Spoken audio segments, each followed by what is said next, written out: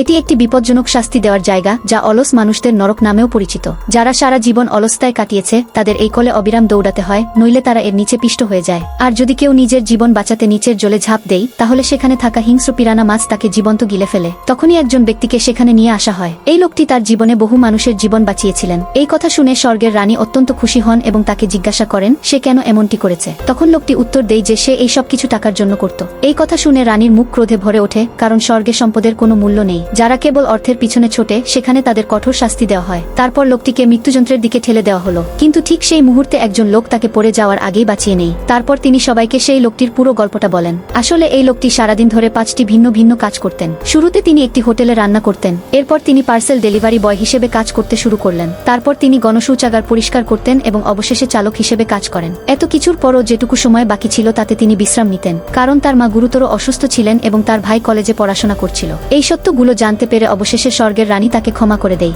আজকে আপনি একটি ভালো কাজ করেছেন, সেটির নাম বলেন।